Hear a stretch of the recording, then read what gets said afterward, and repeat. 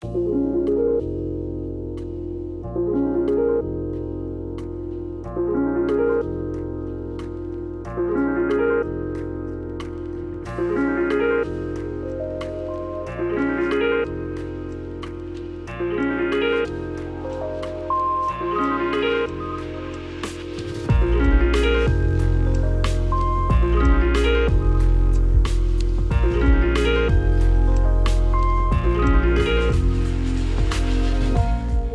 what's going on, gamers and non-gamers? Welcome back to the Noclip Crewcast. This is episode 230, and there's only 3 of us here because Danny, he's stuck on the beach that makes you old.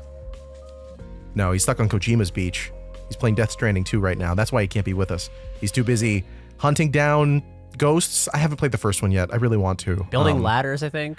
Yeah, connecting America or combining our hearts to defeat the kingdom or something like that, right? It's Kingdom Hearts, basically, right? It's a sad state of affairs that logistics in America are so bad in public transit that there's an entire power fantasy game about just having logistics in America. How cool it would be if we could build another lane. Just one more lane, dude. Build the highway, just one more lane. That's I wish I could Jeremy. just climb a mountain.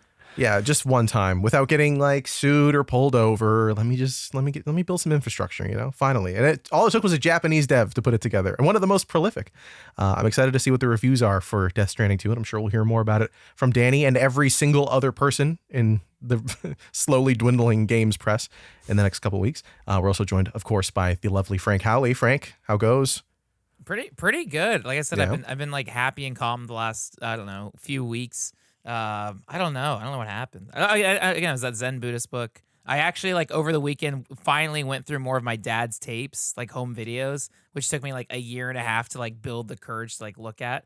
I don't know, that made me really happy. I have footage of me at my first time at Disneyland in 1992, and every kid has a mullet, and it's awesome. I don't know, so I'm in a good mood. I feel happy and content. So I hope you guys are feeling that joy and peace as well. I wish. I've never been to Disneyland or any of the Disneys for that matter. I mean, they're all in America, so what am I going to do? Well, they can't do Disneyland. The better ones are in Japan. There's Tokyo Disney Sea. Right. I follow all the wrestlers, and everyone goes to Disney Sea every single day. So I see Disney Sea more than any other thing. Every day? Don't you get tired of going to Disney? I don't know. They probably have season passes. When they finish at the dojo, they hop over. I don't know, but sure. But what do? You go on everyone Disney Death Sea Mountain? exists solely to take Instagram pictures.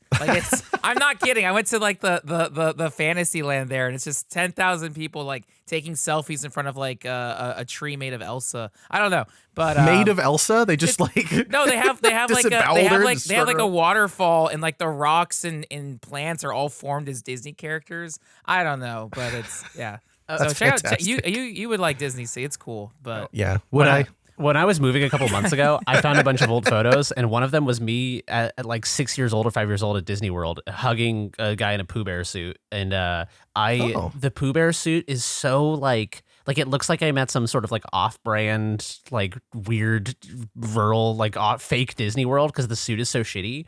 And I was like, is that why things are so expensive now? Is that the back in the day, the internet didn't exist or was shitty, and people were like, I mean, yeah, it's that's the best you could hope for. I've never seen I've only seen grainy Polaroids of Disney World, so it must just be like this. And now they need the full size Winnie the Pooh. Yeah, exactly. I just didn't know better, so I was like, I have to hug that giant bear.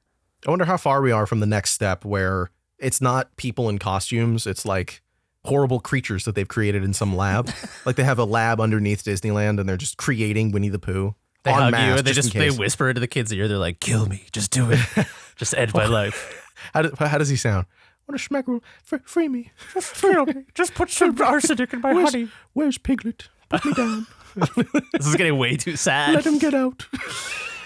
Well, if they build monstrosities, I'll be back in. I would never go to Disney World probably, but if they had weird mutants, I might go.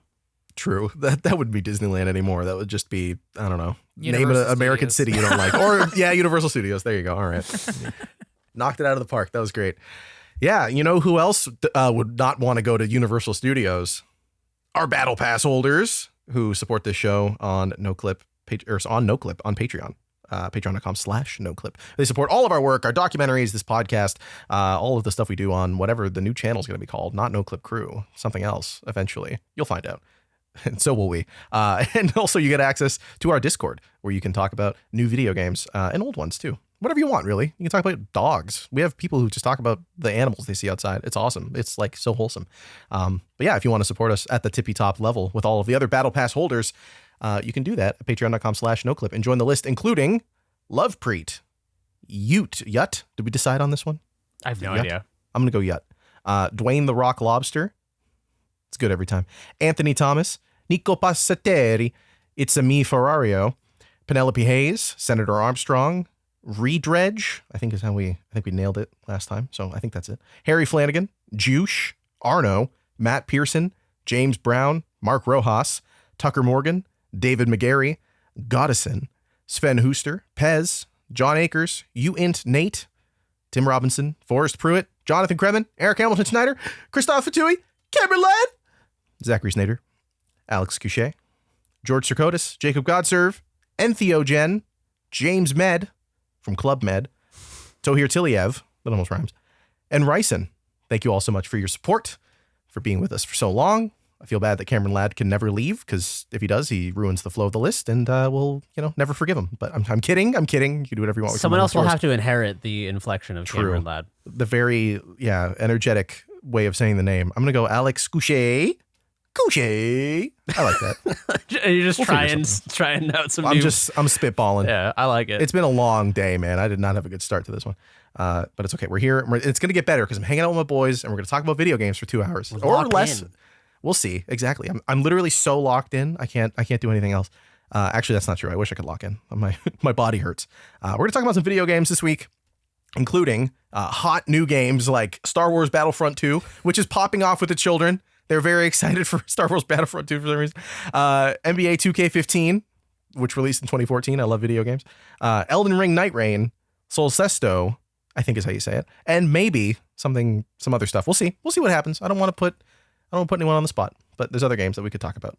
We won't be talking about Death Stranding 2, like I said, and we won't be talking about Summer Games Fest because that's not happening right now. You'll be listening to this while it's happening, but we're recording this on Tuesday, so it hasn't quite started yet. But Frank, since you're going to be there with Danny, how is it? Are you having fun?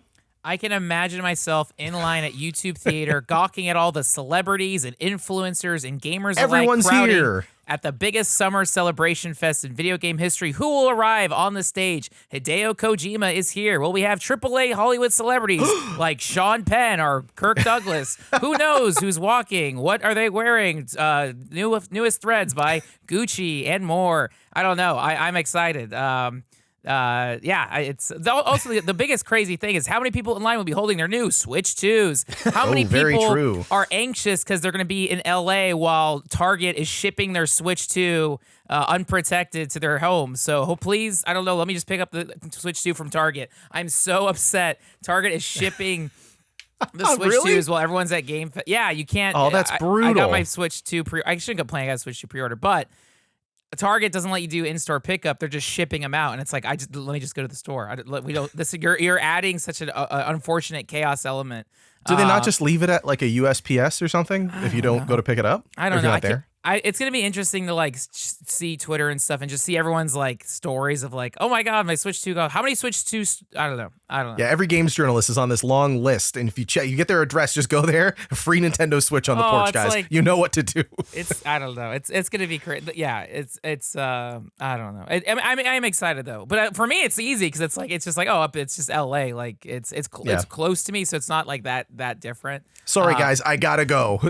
Yeah, I gotta go get my Switch 2. Got it. Yeah. So I feel like people would understand actually if you said that at Summer Games Fest. Yeah, absolutely. It's the one place Geoff Keighley will be like, you know what? Take my car. Here's the keys. Man. Go get it. Oh man, Frank, when you were doing your beautiful Hollywood intro to frolicking among the stars at Summer Games Fest, I was imagining that the best piece of content I could imagine you making is doing like standing by like whatever the red carpet equivalent is, just the entrance to the theater, and be like, "Who are you wearing? What are you wearing today?" And just like people wearing like a fucking 2004 Jinx T-shirt. Oh yeah, absolutely. Yeah, just like you could be gaming's Joan Rivers. I believe in you. you look. How do you do, Joe? She's like, you look terrible. She just smoked a pack of Marlboros every single day for like 70 years. I haven't heard her voice in what feels like 20 years. So I'm so happy to see everyone. You're all here. There you go. All the celebrities are here. My best friends. You could be the Joan Rivers of gaming. You really could be, Frank. I believe in you. I'm If there's in, anyone I'm that in. I believe in to pull that off, it's you. But yeah, Summer Games Fest is coming up. It's going to be lots of announcements, stuff that we definitely don't know about. That's going to be cool or bad. Who knows?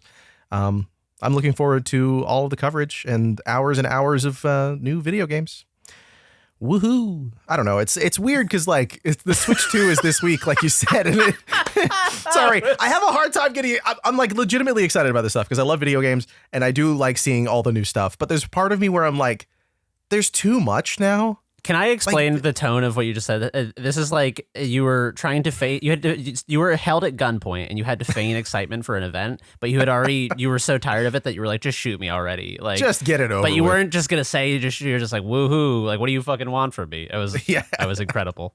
Give me all your money. I'm like, oh no. Oh no, I'm gonna die. Like I have so much to live for. Yeah. Oh man. Oh, and I have an appointment at 11:30 for a game I don't know anything about.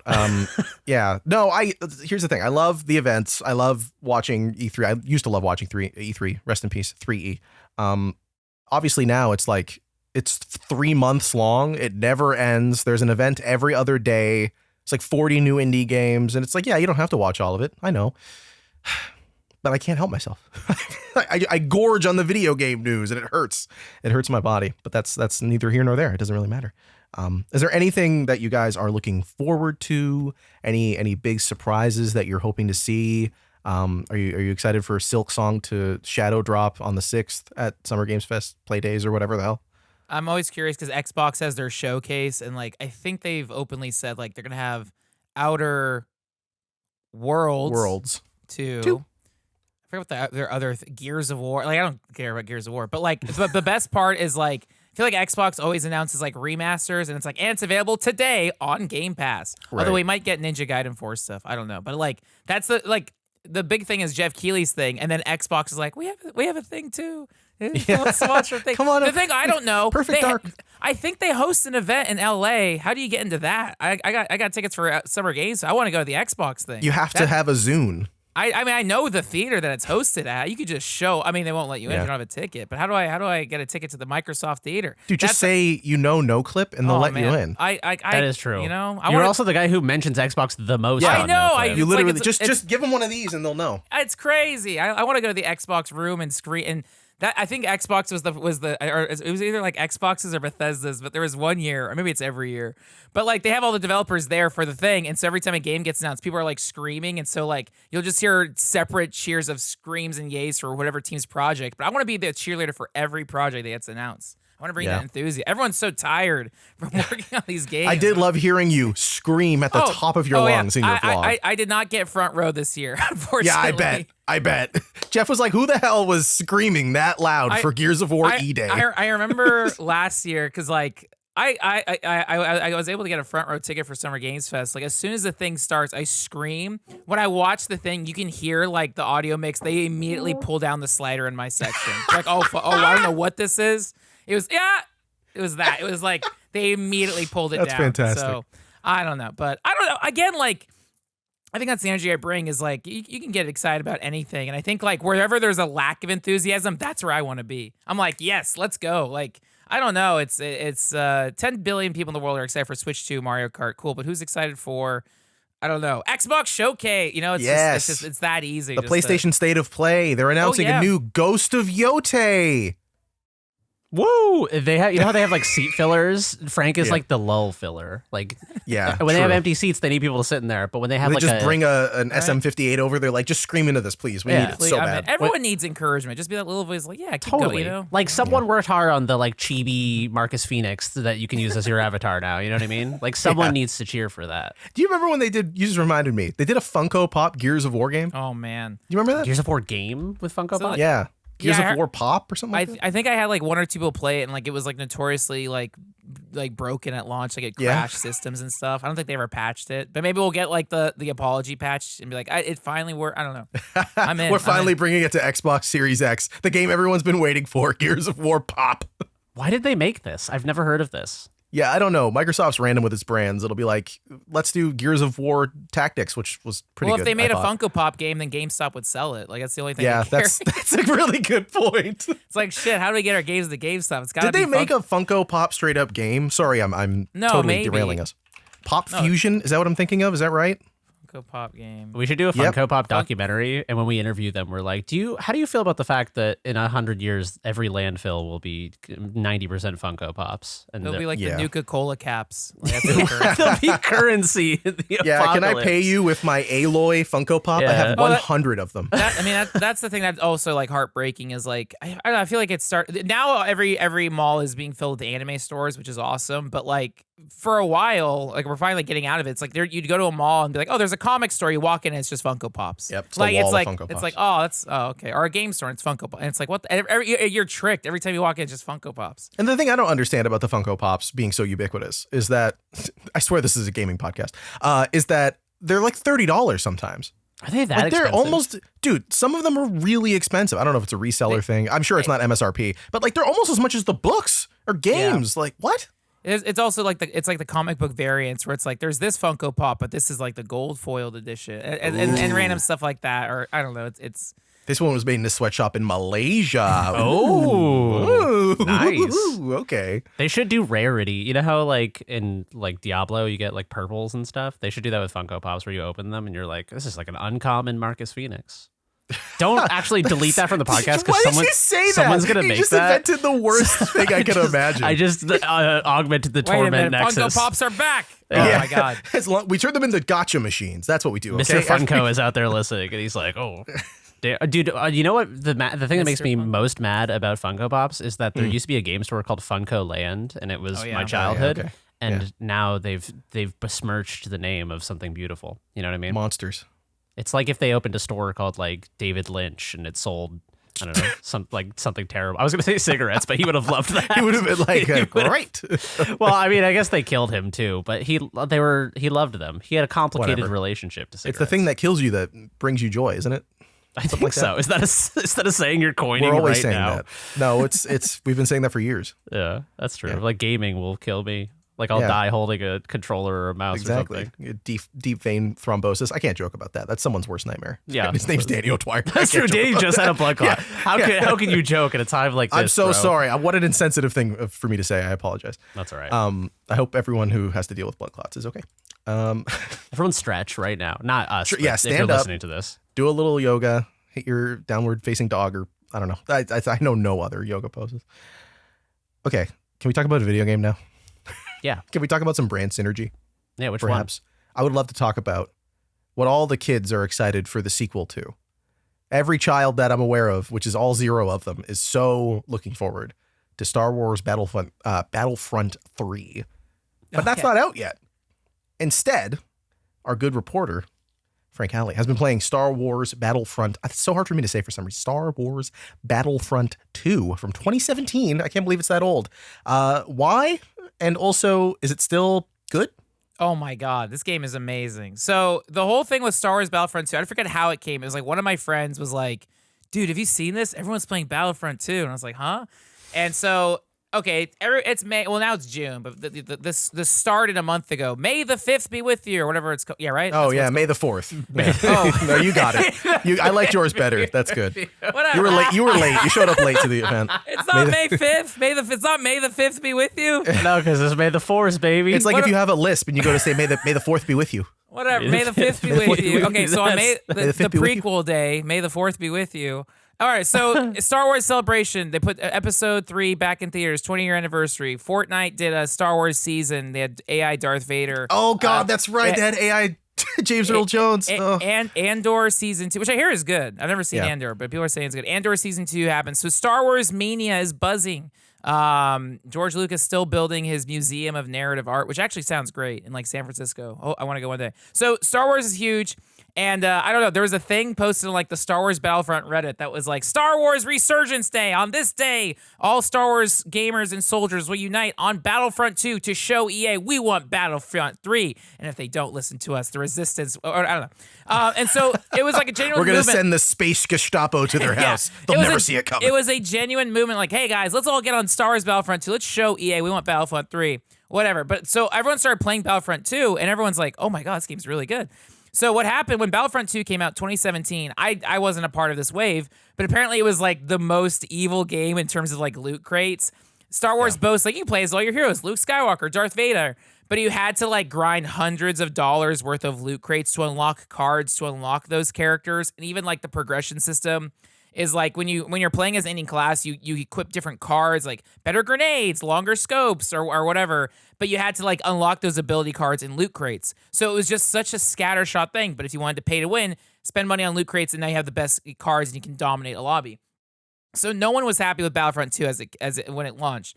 And so the EA spent like I think 2 years patching the game, completely changing the system, fixed it. Then they released it in like 2019 or 2020 as like the Star Wars Celebration Edition. I think that's when it was on PlayStation Plus, because I had dipped into the game back in like 2020, like for one round, forgot about it. Now cut to 2025, and it hit a new all-time like Steam player record. It hit like 18,000 concurrent players like just last week. Oh my god! And on PlayStation, it's part of like the PlayStation Plus. I think Xbox Game Pass has all the EA games in Game Pass, so it's free to play on everything. Well, every part of the services. On Steam, it was deeply discounted for like the Star Wars Celebration stuff. PlayStation even featured it on their PlayStation Store. It was like, hey, you should get this. I think it was like $5 if you didn't already own it. So they made it accessible. A lot of people are playing it. They've patched it. Yeah, so I started playing it, and I really like it because like I do like Battlefield games, but they can be really complicated, and there's a high skill ceiling, especially if you're coming to it years later.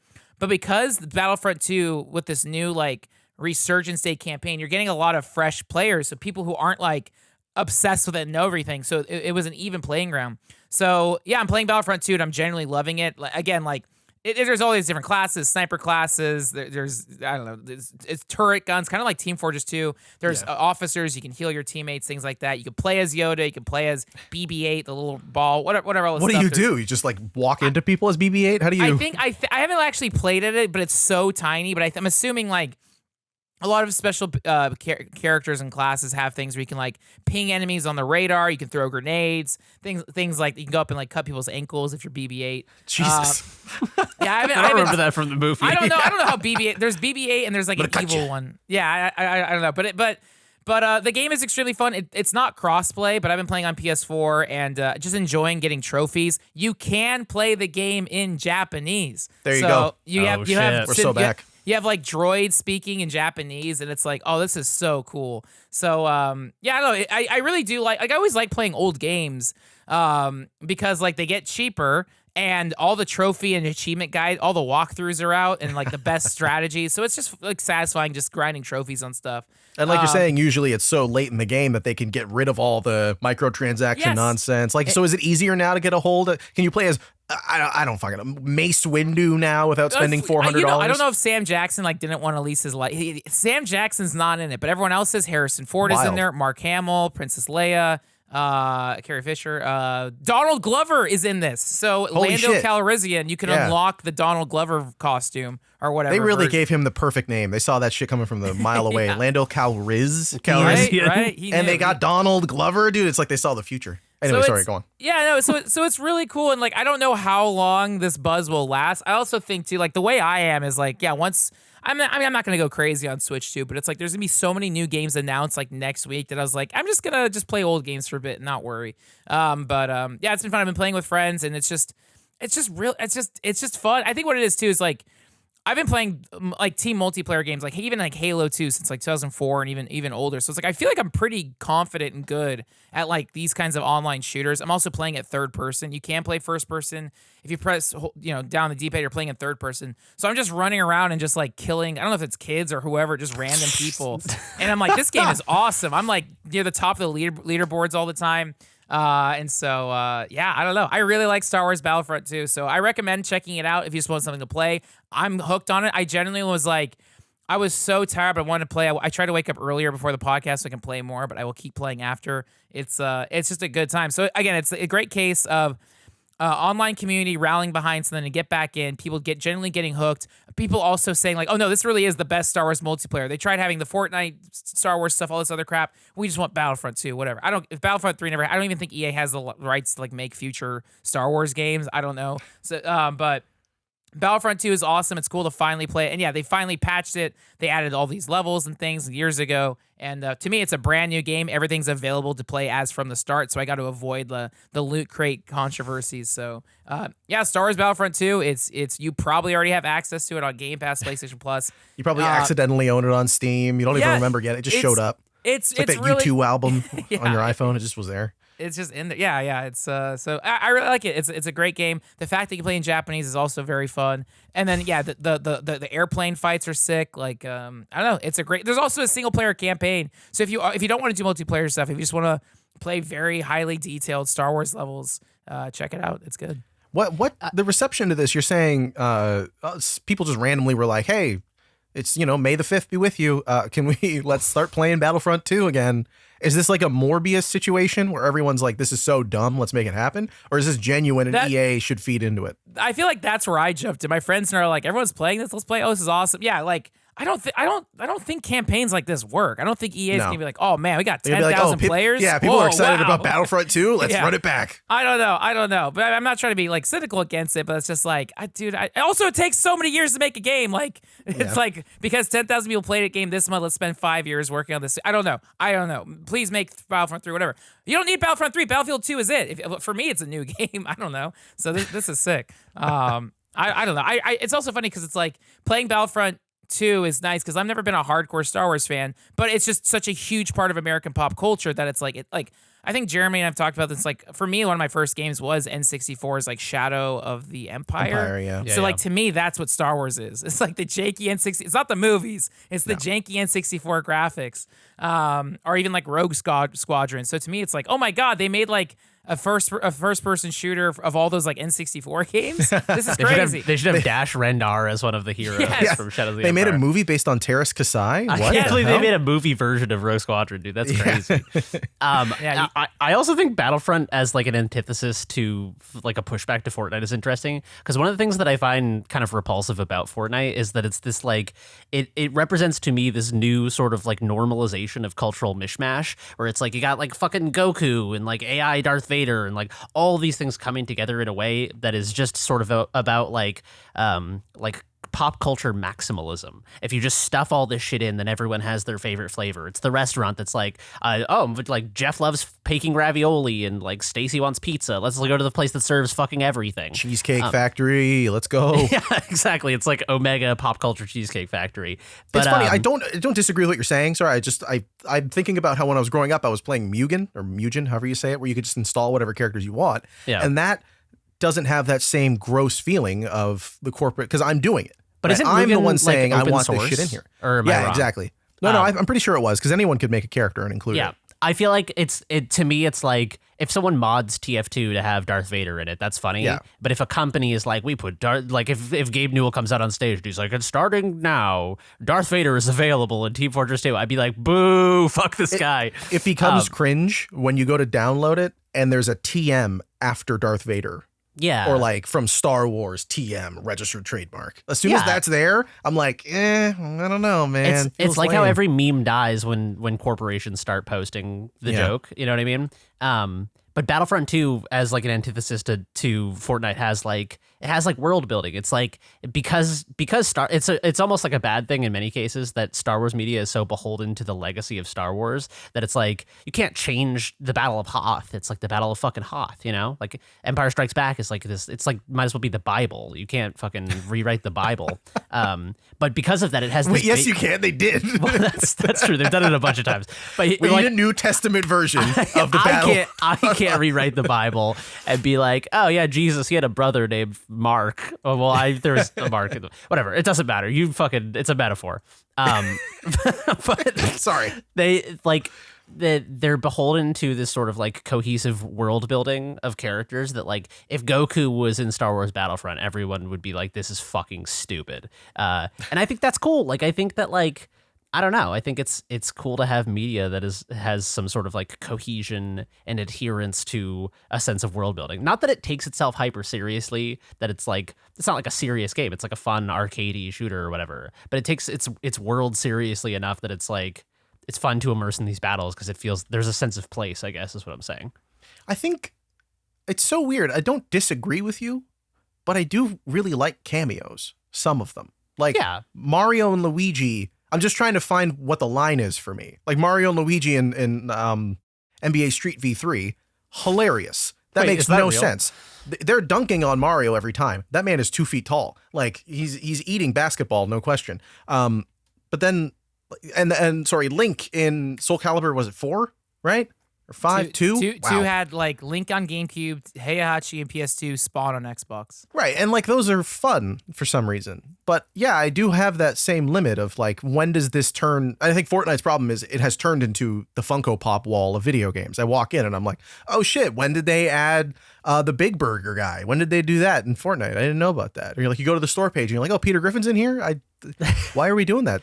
I feel like the difference in my mind is that I just looked up a video of NBA Street and the Mario shit is ridiculous. But I think that the difference is that NBA Street, first of all, it's like it's an over the top game. It's like NBA Street. It's not like NBA 2K15 has Mario, which it might with the character creator. But regardless, it has this like foundation of cohesion, and then on top of that, like GoldenEye has big head mode or whatever, right? Right. And it is understood as this sort of like ancillary side thing that it's like, I played 1,000 hours of GoldenEye. Now let's get fucking weird with it and silly. Whereas Fortnite is like their cohesive vision is the big head mode. It's all Ready Player One. It's 100% big head mode. Yeah. Like there's nothing that it feels like it's rubbing up against, is what you're saying. Like there's no, when you see, big head mode in GoldenEye, you're like, oh, that's funny because GoldenEye's not like that. Where here in Fortnite, it's like, oh, this is the game where Goku rides on a Nimbus cloud and then he's shot out of the sky by Ariana Grande. This is that game. So it's not exciting when they add whoever at this point. Like they put Tony Soprano in Fortnite. Okay. Like, what are they subverting is like, like you look at Fortnite in the absence of this pop culture maximalism and you have like default guy and like default woman number 2. It's just, it doesn't have like an identity of its own that is the foundation. It's just like the most. They pretend that it does. They do those like season trailers and they're like, hey, look, it's the white guy with the hair. You remember the white guy with the hair. And they're like, John Wick shows up. You're like, remember him? He's like part of the game now. I mean, it's baked into Fortnite's DNA. I remember when Fortnite was like, we're building like it's a base builder zombie game or whatever. And even then it was like, that was the identity. It wasn't like these characters or anything. It was like the game mechanics were the identity. And then they pivoted the entire game mechanics to something completely different, which obviously was a good move, in terms of like business and making it a successful game or whatever. But it's like, it's never been like Fortnite's identity is just it's a container for pop culture. Right. It's not quite as perhaps cohesive as Star Wars Battlefront 2, which you can get on, it sounds like everything. Like Frank said, you could buy it now, play the hottest new game from 2017. Yeah.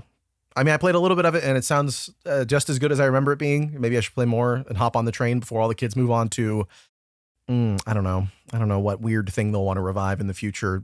Billy Hatcher. All the kids will be like, hop on Billy Hatcher. We're all playing the GameCube PS2 game from 20 years ago. Okay. We mentioned it briefly. Basketball. I was looking for a segue and I found it. I'm sticking with Frank because I want to stay on the brand train. All right. Why? I think you explained it to me off the pod, but why in God's name are you playing NBA 2K15? Right. Guys, NBA 2K15. Let me like pause, drink water. Yeah, do your thing. Kevin Durant is on the cover also. He's parched, of course. Frank is parched from balling too hard. Yeah. No, but I've been like playing Battlefront 2 with friends and screaming for all the fun we're having. So it's like, oh my God, my voice is gone. But guys, I'm all about that hoop life. Yes. NBA 2K15. So, I am like, as of this recording, I'm about 400 achievement points away from cracking the world record, the first person to get 100,000 gamer score. It's never been accomplished. I'm so close to 100,000 gamer score. So what's the easiest way to get achievements? Old sports games. But that's not the reason I picked this up.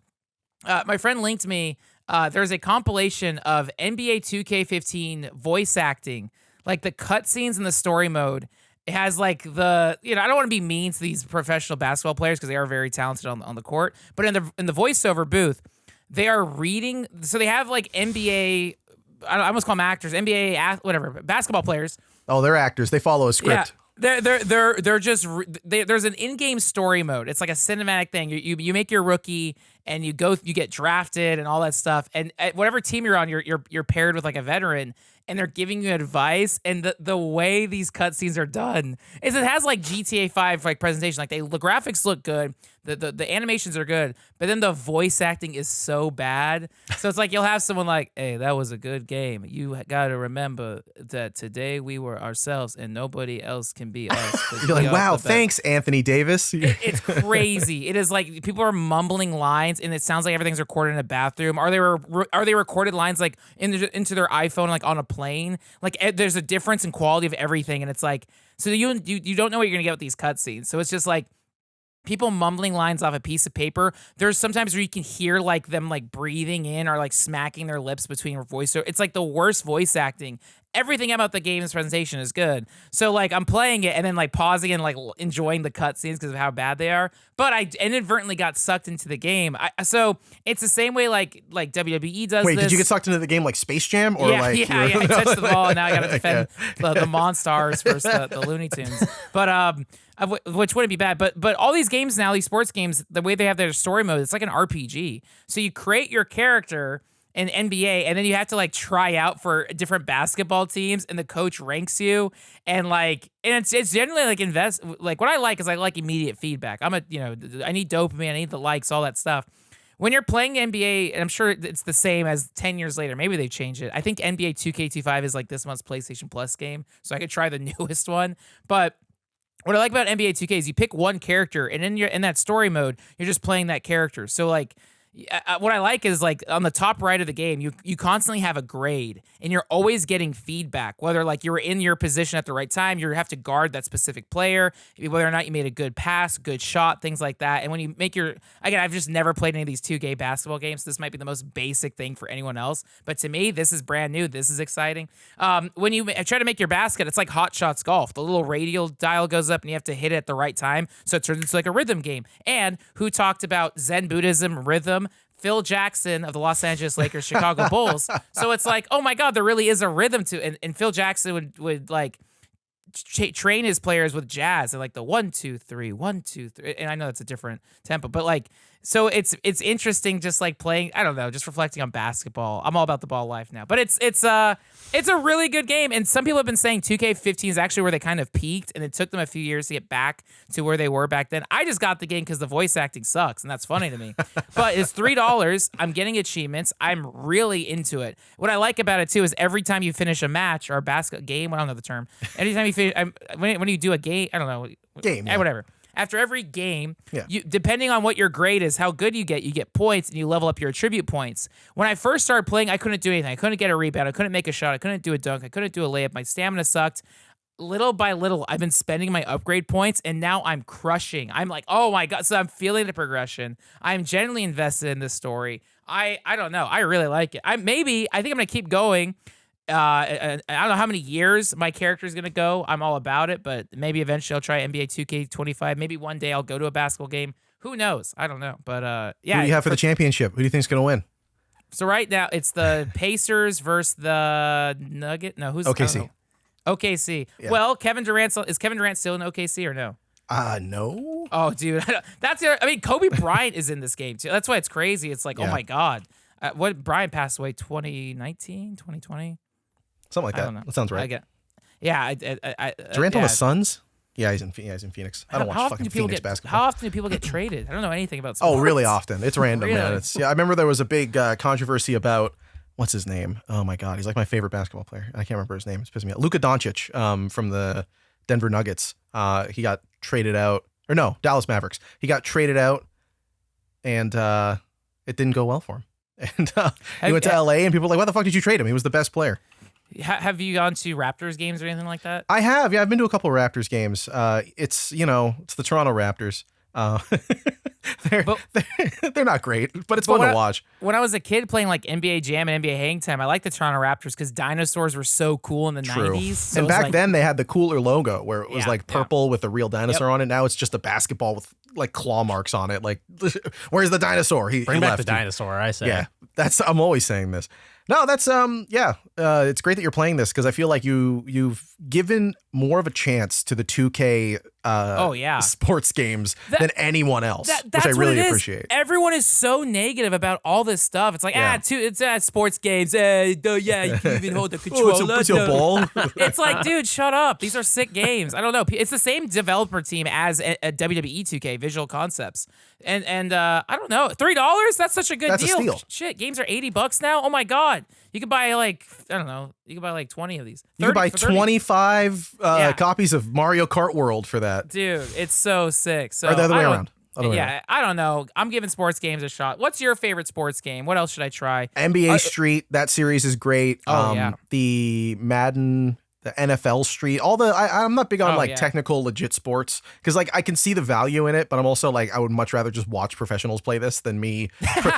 For me, sports games that are very serious and like they do perfect rendering of here's Steph Curry's, you can see every bone in his wrist bending as he goes for a 3-pointer. Like, to me, that's not exciting. It's like the video game version. What? The sports video game version specifically of Super Smash Bros. Where people go, oh, dude, Mario could beat the shit out of Sonic the Hedgehog. The sports games are like, oh, dude, Larry Bird would have totally got his ass beat by Michael Jordan. And it's just like, what are you talking about? And whatever. I just would rather watch basketball. Although basketball is getting a little hard to watch because they keep doing the sports betting ads every 5 seconds. It's a little exhausting. I don't really like watching sports live because of that. But yeah, that's it. I would recommend silly sports games over serious ones every time. Yeah, I'm the same way, but that's obvious because I don't really follow sports anymore. I haven't followed sports since being like a Red Sox fan when I was 16 years old. But like Mario Strikers, like all the fucking weird like non-official sports games are the ones I like. And Mega Man Soccer, that's probably my favorite sports game of all time. Yeah, that's Mario Strikers Charged, right? Is that? No? That sounds right. I don't know. It's been a while for me. Mega Man Soccer is the only one I really care about. I think everyone should go play Mega Man Soccer. Okay. I think we should do a quick look on Mega Man Soccer. It's not new enough until it's the hot new game. Wait, they'll do the Mega Man Volume 3 collection. It'll be in there, and then we can cover it. Yeah. Or it'll be in the new Yakuza game. Wait, no, that's not the same company. It's fine. They'll find a way. Capcom and Sega team up to bring Mega Man Soccer to the masses. Let's make it happen. I'm really curious because the way we were talking about WWE 2K25. Yes. Sounded like it had this reverence for the past. Like it really was being very conscious about the history of wrestling. I would really like a basketball game like that. That's not an RPG. That's more like a documentary almost. I feel like that would be way more interesting. I'm curious if they do that with like the showcase. I'm curious how they do their like story mode or showcase mode stuff now because like Spike Lee did one like the year after. I think 2K6. Yeah, Spike Lee directed a story mode in NBA 2K. That's crazy. Spike Lee NBA. I don't know if it's like he just wrote it so the Knicks wins all the time. Or like, Spike Lee had an Instagram post that was incredible. When the new Pope got elected or however it was like, oh my God, this is a divine sign. The Pope here went to the same university as 3 of our players from the Knicks. It's divine intervention. This year the Knicks are going to win, and that's the truth. Although as it is now, they did not. But yeah, the Spike Lee in 2K16 did like NBA 2K16 a Spike Lee joint, and the story mode is that. So that's amazing. There's a Reddit thread about it, and people are just like shitting on the Spike Lee story, which honestly, like this doesn't temper my like excitement at all. I would love to see this, but the funniest thing is someone said the story felt completely disconnected from the player, especially if you play as a white player.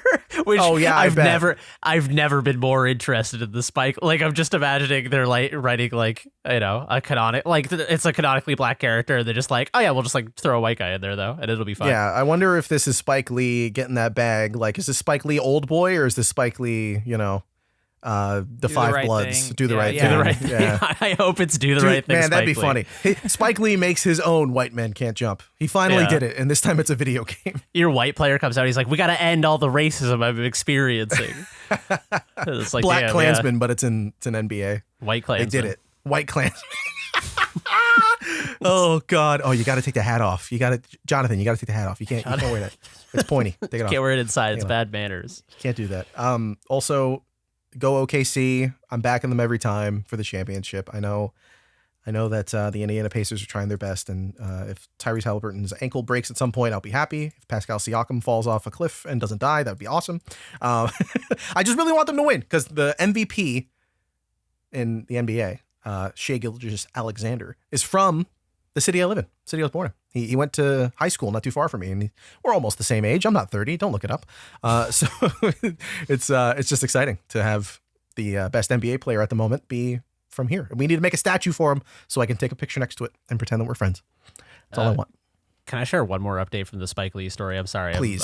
I'm so intrigued by this. I feel like I love this Spike is, Lee. we need He's to do so a silly. long play of this entire story because it's like 4 I want hours to. since A full like a 3-hour long react to all the cutscenes would be so much fun. This guy is a post from over 10 years ago on Reddit. I like the idea, but the execution was flawed, to say the least. And then he lists a bunch of bullet points, but one of them is, I'm white. Please make my family white, or at least say I'm adopted. No, my twin and mom and dad are not all black. Oh my God, that's awesome. Just like unexplained white child in this black family. And then, I mean, he could be adopted, but they do say he has a twin brother, presumably, from this That's post. like Steve Martin's The Jerk, right? He's like, that's the plot, that's the premise of the movie. Yeah. I have not seen The Jerk, but I honestly now I'm pretty intrigued. funny. I mean, there's some gags that I really like. I don't know. It's a comedy from the 70s, you know. I'm sure it's all above board. Nothing culturally untoward inappropriate happening. is said at any point. Yeah. The white adopted son of black sharecroppers in Mississippi grows to adulthood, naively unaware of these circumstances. Oh yeah. Oh yeah. They It's a say great some movie. words. They say some words you can't say a anymore great in that movie. movie. They like wouldn't The let you Jerk. make The Jerk anymore because of woke. They would not let you do that. That's for damn sure. Damn, this Reddit thread is all just people being like, Spike Lee is an anti-white race. Bro, did you guys not watch any of his movies? I have to play this game so much. There is absolutely a truth to that, where someone's first exposure to Spike Lee is NBA 2K16. Yeah. That's That is- actually fucking amazing. If they're That's like so sports funny. gamers, then yeah, probably. They're like, this guy That's why. fucking So sucks. again, that's why the 2K series. That's why I got to play 2K16 at some point. It's I don't know, man. They always do something weird with every game. All of these, like there was one NFL game. I think it was like NFL 2K. Didn't they have like the first person quarterback mode on like? Oh my God. It was like a PS2 era. I think they had first person quarterback mode. They always like add features and take it away. I haven't played a football. Football, I feel like is not as fun to play in the sim stuff. But No. basketball is really fun. I really like it. Oh my God, yeah, I'm watching this first person. Put this in VR. This is a great way to puke. Wow, you can get a concussion in real time. This is awesome. So stupid. I love sports. I love how silly sports are as well. I think in the same way that WWE and wrestling in general is funny to watch because it's like the storylines, watching them play out is great. That, I think once you get into sports enough, that becomes the thing about it that's interesting. It's not necessarily watching the games play out, although those are also fun, but the aftermath and the, watching them go up and do the press conference and just talk shit the whole time. Watching Ernie Johnson call Shaq names on TNT is, rest in peace, by the way. I can't believe that show's over. It's so sad. Although I think it's coming back on a different network. Yeah. We should totally watch this. I would love to do a live react to this stupid Spike Lee thing. Before we move on, I have to share one more Reddit comment, and I'm closing Please. this thread actually, so I'm not more distracted. These are just like, this is the most like Redditor from 11 years ago comment. But again, someone complaining about the race dynamics of the Spike Lee story. It's like if I created a character in a golf video game, and even though my character was black, there was a backstory of some white family working so they could pay for my character to go play golf all day. Wouldn't happen, and hasn't happened. What are you fucking talking about? I have no idea. I'm just like, No, these Redditors are losing their shit over the Spike Lee story, and it's killing me. Isn't this person getting mad about someone who they're saying doesn't exist, but it's just Tiger Woods? Yeah, that's why it's fucking insane. I don't know. I just like Redditors are always fucking a source of endless amusement. Yeah. The most know nothing but talking all the time motherfuckers. Okay. Well, that's all the video games. No, it's all the important video games.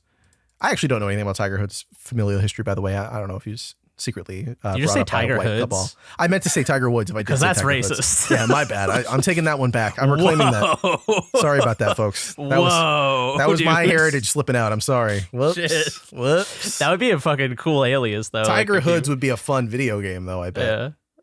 All right, cool. wouldn't be We can about move on golf. from that. I just thought that was Yeah. awesome. No, thanks for walking me on the plank and then pushing me right off, brother. I appreciate it. I'm sorry. I'm going to listen Hoods. back, and I never said Tiger Hoods, and we're going to go through all this for nothing. There's Cyber Tiger 64. There's so many Tiger Woods games. Anyways, Oh, of course there is. Bring back golf games. Okay, let's talk about anything else. Let's talk about Elden Ring Nightreign, the game that all the gamers are so excited to be talking about, especially one Jeremy Jane, who I hear is cracked and quite good at this game, or not. Tell us more. Well, what is Elden Ring Nightreign, and why is the night raining?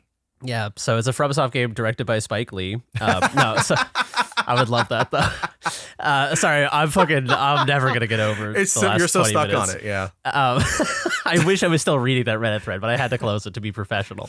Yeah, Elden Ring Nightreign. This is a hybridization of the FromSoft Souls formula. I would essentially say this is like a professional official mod for Elden Ring is what it feels like. For people who have not seen the gameplay of this, it is essentially if you took Elden Ring and you made a mod for it that was like part battle royale, part roguelike, and part Souls game. So what happens is you queue up with two of your friends. It's a 3-person team where you get match made with people. You go from a hub world that's sort of like an alt version of the Round Table Hold in Elden Ring, and you get dropped into a big sort of, it's called Limveld. It's like an alternate version of Limgrave and hybridized with some of the other zones in Elden Ring.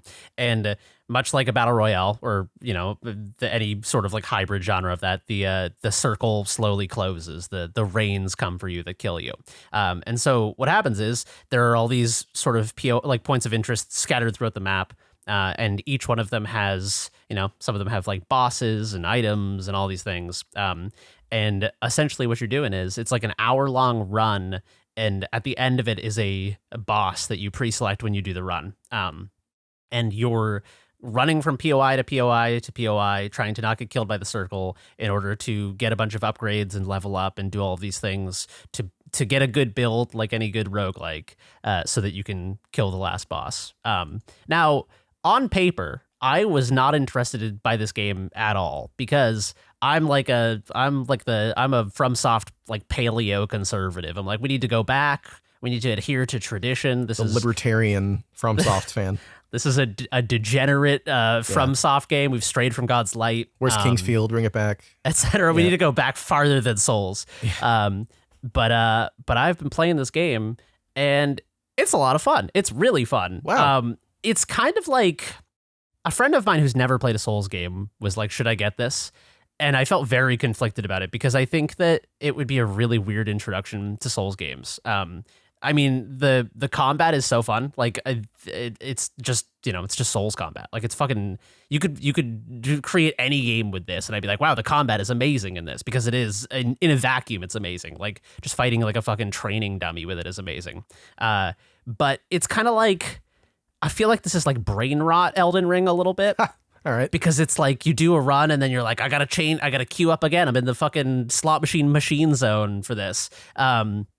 But it's just like, it's kind of just fun. Like, it's just kind of like it's like your favorite gourmet restaurant that you go to for like a nice steak is like, what if we made funnel cake? And you're like, I kind of want to see what the master chef does with like junk food, Yeah. How do they elevate this? Yeah, exactly. Yeah. So how do you get onto the map? You're saying you're dropped in, but like, is there a battle bus? Like, how are you getting there? You drop in on like spectral eagles that you run and jump, and they grab you by the arm, and you fly in, and they drop you. Can you thank the eagle on the way down? You cannot thank the eagle. Actually, then what's the fucking point? I was very upset, but they are like weird ghost eagles, so maybe they don't have like they might just be like animate glintstone energy or some shit. I don't really know. It'd be like thanking like the wind. Well, no, that'd be cool and spiritual. Actually, yeah. So what is you just said like the deepest thing possible and went, that'd be stupid. Yeah, that'd be. I mean, if you had like a spiritual relationship to nature, that'd be fucking stupid.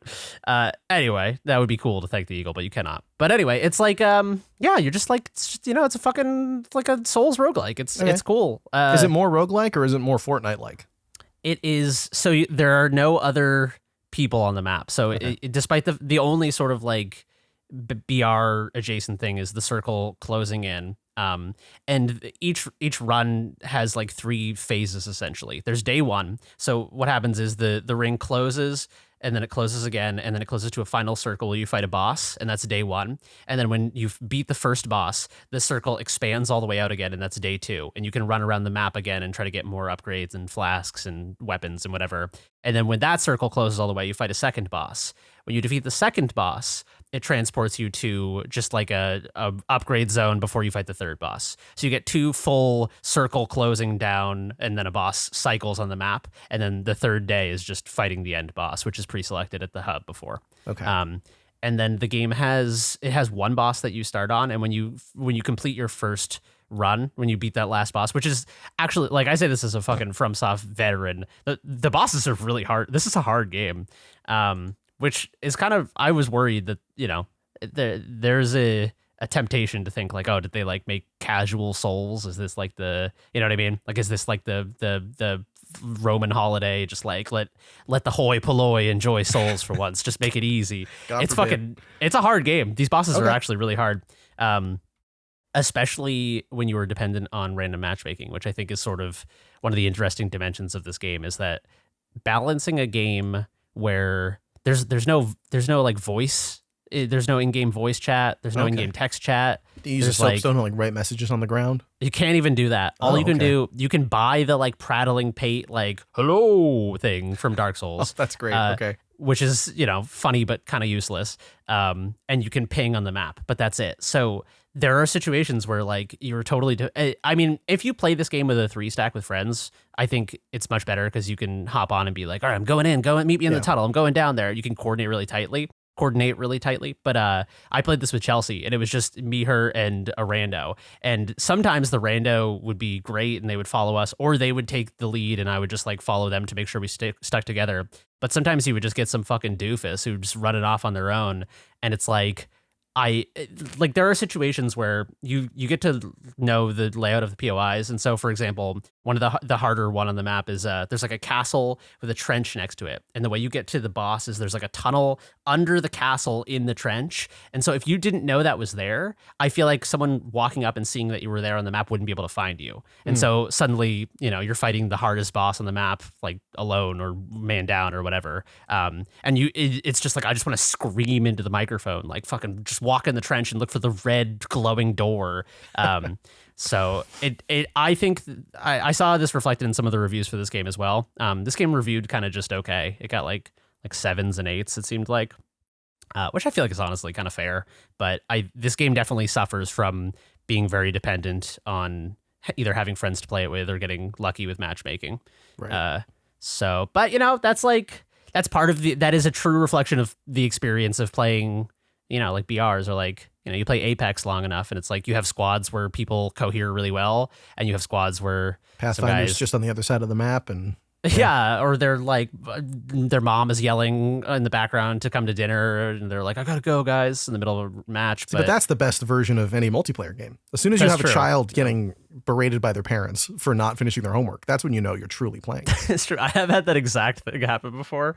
That someone was arguing with their mom about not doing their homework on mic while I was playing Apex, and I was like, this is like, bro, you gotta mute your mic. This is like humiliating for all. This is debasing for all of us. Wait until he finds out I'm a YouTuber. And I recorded it. It's going on Noclip Crew. But anyway, yeah. So, do you guys have any like questions about this? I really like this game. Yeah, I'm curious about the build variety stuff. Like, how many options do you have when you get onto the map? Is it you're sort of scrounging for the worst weapon in the game, or do you actually have decent options once you get down there? So there are like chests and stuff littered about, and sometimes those will have good drops. But the best drops are from when you kill a boss. They spawn this like weird like black orb thing. And when you interact with that, it gives you a few choices of like, you know, it'll be like a perk and 2 weapons, or 2 perks and a weapon that you can select from after killing each boss. Some of them are really good, and all of the weapons, or most of the weapons rather, have like little side perks. So it'll be like regain health when you kill an enemy or something, right? If you don't equip that weapon, if you just have it in your inventory, you still like partake of the bonus perks. So you can see a weapon that's not like, you could see a bow that says gain HP for each enemy defeated, and you're not a bow user, and you can just tuck it in your inventory and still get that perk. That's smart. Which I think it's really, really smart design, because there are classes in this game. So you pre-select a class before you go in. So like, for example, the guy I like to play is the like default big sword guy. And so if I find a bow, it's totally useless to me, especially if like we don't have an archer, or if our archer has a better bow or whatever. But having the perk be there, it's like everything is potentially for everyone. So I think that was a really, really smart little tweak. And also the archers, like archers have, I mean, maybe there are people out there who crush as an archer in Souls games. I've never found them to be a viable build. The archer's really good in this game, which is kind of, it's fun to see like a ranged build get their flowers in a FromSoft game. Sweet. But yeah, it's really good. I'm enjoying it a lot. I've played probably like 10 hours of it or something like that. I've cleared the first boss and I've been doing some of the other ones. And have you felt any sorry, you beat the first final boss, you're saying, or just the first? Yeah, the first like final boss, which that's how you access the like the other options for other bosses open up basically once you beat that first boss. Are you feeling any pull to go back to it? Like, is it just sort of one of those things where, okay, I beat the final boss, now I know sort of the loop of the game, maybe I'll play more, or is there a reason to keep coming back? It definitely like. So the end of day 1, end of day 2 bosses are linked to which final boss you've chosen. So when you get to the day 1 or day 2 boss, there's a small pool of like, I think it's like 2 or 3 bosses that it can select from. So there is like a unique flavor to each of the runs based on the boss you've selected, where it's like, you're going to get like Margit and then, like a throwback boss from Dark Souls 1 that's like, oh, that's a nice surprise. They have like, yeah, really? There is some tie-in from other Souls games, which is like, I know I just shit on Dude, Fortnite it's like, oh, they do cameos in these games and they fucking ruin them all the time. at least they they're all put Ariana cameos Grande and Dark Souls from soft games. Yeah. But yeah, that's why I said it's like brain rot Elden Ring. It's like you're chain queuing with the boys being like, oh, I recognize that. It's fucking, they TikTokified Elden Ring. Oh, no. But yeah, I mean, I saw if you don't want to hear one boss get spoiled, that's a throwback. Close your ears for 10 seconds. They have Gaping Dragon from Dark Souls 1, and I saw that and I was like, oh, that's fucking cool. Like, I love Dark Souls 1. I love that boss. Neat. So yeah. I wonder why they did that. Why they brought those bosses. Yeah. Is there like a narrative conceit to it, or is it just kind of like, we have the assets, might as well try? I feel like if you're like a Vati watcher, you could probably find some explanation for why. I play these games in the strange. I'm probably the biggest FromSoft fanboy of anyone I know, and I don't give a shit about the story in any of these games. No, I don't know why. I just don't care at all. Yeah. So you're asking the wrong guy. All right, I'm sure fair. you could. Can you probably read the item descriptions to figure it out, please? I'm sure it'll tell you. Maybe, yeah. Maybe do the like hard work. Gwyn is like a royalty in the lands between. I don't know. Yeah, man. maybe Melania just spawns them from her hair or something. I don't know. Yeah, her ex-boyfriend is Gwyn, Lord of Cinder or some shit. They haven't talked in years. He keeps sitting on that throne. He won't get his ass up. Yeah. But anyway, it is a really fun game. Highly recommend it. But if you have never played a Souls game before, I think you should go play a traditional Souls game. This is kind of the last thing I'll say about it, is that like the Souls experience for me is you get to a boss and you're like, it's about this incredibly tight loop of self-mastery where you die to the boss. You're like, I can do this, but it's going to be hard. And then you spawn a short walk or right outside of the fog door. You do it again. You get your ass beat worse. And then it's like about this self-mastery of going in there and getting your ass beat 50 times. And then finally you get it down to half health, and like, what seemed impossible now seems feasible, if like still difficult. And I think that having Nightreign have an hour-long run for you to get back to that boss, or like 50 minutes of an hour-long run to get back to that final boss, it dilutes that experience a little bit, because you're not getting that like Super Meat Boy or like Tony Hawk instant kind of like, oh, I fucked up. Let me, like, how on Tony Hawk sometimes you hit retry goal by accident because you're so like in the loop of just like, I gotta do this again. Like you just fuck up one kickflip and do it instantly. I like that about Souls games, that it's sometimes I'm just like, all right, just kill me. I like fucked up the first dodge roll, just kill me. I want to start this over. I like that really tight loop of self-mastery, and this loses that a little bit, but what it gains is its own sort of like different flavor that I think is, I think it's a little inferior to the Souls experience, but I think it is an experience worth having. Does this have you excited at all for the Duskbloods, the Switch 2 exclusive, or? I don't even know. There's no way I'm going to buy a Switch 2 for Duskbloods. You say that now, but when it gets 99 on Metacritic, you'll be singing a different tune, I bet. Yeah, maybe I need to go be a porch pirate on release day, whatever the summer June 6th, man, they're busy. Fucking, you know where they live. Yeah, tell Danny I can't work that day. I got plans. I'm driving around in my blacked out van with the windows tinted. But yeah, I don't know. This game retains that like single player us against these monsters feeling, even if it does it in a different format. Having other players in the world and having it be a PvP thing. I've never really enjoyed the PvP of Souls games. I know people get really, really into it, and I respect that community, and I think it's really cool. It's just never been for me. It's not what I enjoy about these games. So I'll be shocked if it appeals to me, but I am curious to see what they do with it. I just hope that the thing that they do after Duskbloods is a more traditional like PvE, like a Souls game. Right. Yeah, I agree. I think it's either that or Armored Core 7, right?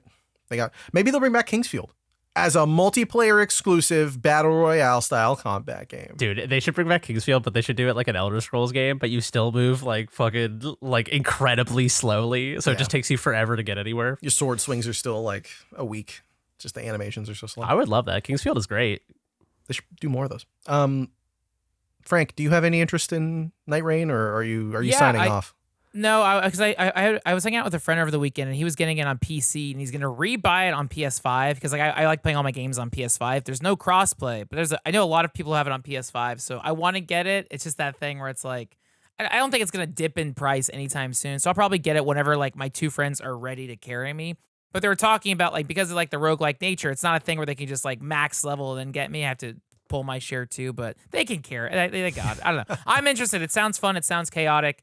It's been a while since I played. Like I didn't touch the Elden Ring expansion, so I haven't touched like a Souls game in a while, and I really do like the games.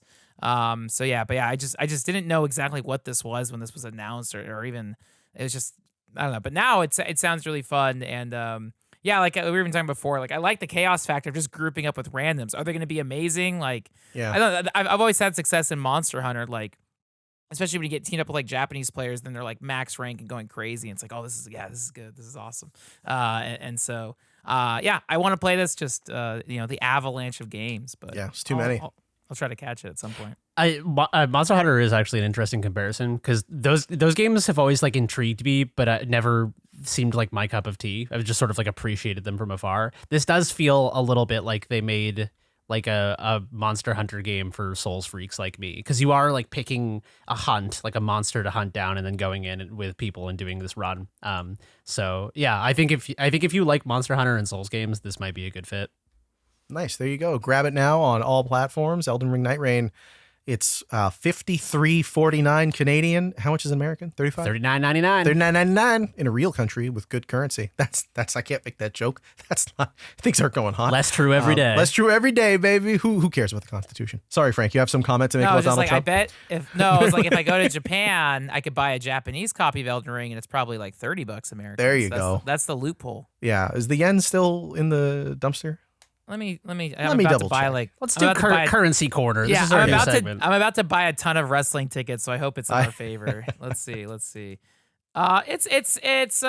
know what? Like right now, it's like $1 is 143 yen. I feel like when I've gone the past, $1 is like 156 yen. Oh, all right. So it's dipped. Japan's a bit, on the upswing. Yeah, Japan is it's nuts. It's so funny seeing like a lot of the wrestlers complain that they didn't get their Switch 2 pre-orders locked in. Like, yeah, it's like funny. They deserve it. Come on, I'll buy an extra Switch and give it to whoever needs it. If you're a wrestler, Japanese wrestler. Yeah, I don't know. So the one crazy thing too is like if you're in Japan, all the Switches are Japan region locked because they don't want Americans doing buying exactly what cheap you're saying. Switch 2s and then coming back and playing them. So, right. But that means I can still buy Japanese Switch games and play them here. So if they make weird exclusives, I'm ready for it. I wonder how much of that move is geopolitical and how much of that was like Nintendo was like, we did this before and it didn't seem worth it. You know? Are they like the tariffs, man? Trump, what a bitch. I don't want his son Barron to have a Switch 2 for cheap from Japan.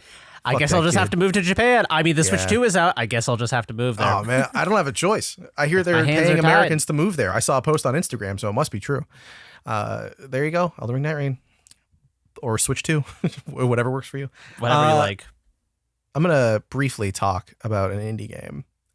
You mentioned Elden Ring Nightreign had the potential to feel like a Machine Zone game, which I think we've talked about here before, games like Balatro and Nubby's Number Factory that are all about making numbers go, making values happen. It's like, what if a slot machine was a video game, but like, you don't put in a quarter and lose your entire house to the just casino. Lose your entire day. Yeah, your entire day, your whole bank account.